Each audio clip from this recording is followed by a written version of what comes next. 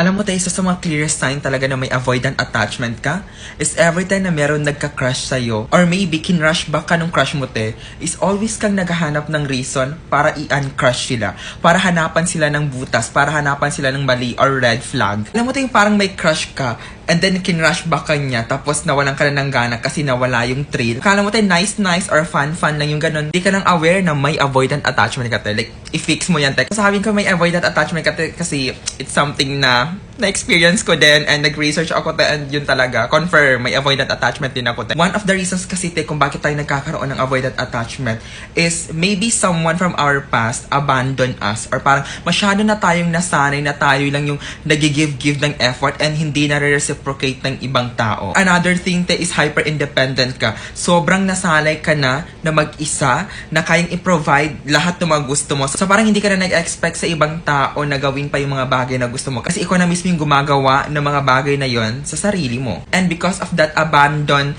feeling, because of that comfort na kaya mo mag-isa, nasanay ka and feel mo yun lang din yung comfort na pwede mong ma-experience is kung ano lang yung binibigay mo sa sarili mo. And you always assume that baka i-abandon ka din nila. Just like before, kung sino man yan tayo yung abandon sa'yo. That's why mas masaya ka na parang ikaw lang din yung nagka-catch ng feeling sa ibang tao. Na ikaw lang din yung parang nagbibigay lang ng effort na okay lang hindi ka nila i-crush back. This is just a reminder din na you deserve love, like pure, genuine love, pure, genuine friendship te. So, try to open yourself. I'm saying this sa sarili ko din. May sinasabihin ko na din yung sarili ko and ina-advise ko na rin te sa self na we need to open ourselves more te. Like, really te because we deserve love.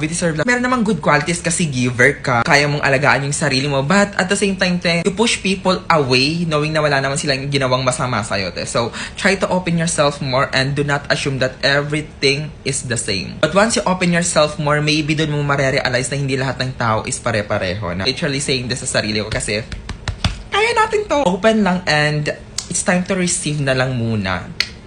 Yeah, pag-iisipan ko din. Yeah, that's all for more. And let me know if may avoidant attachment ka din te kasi gaya-gaya ka.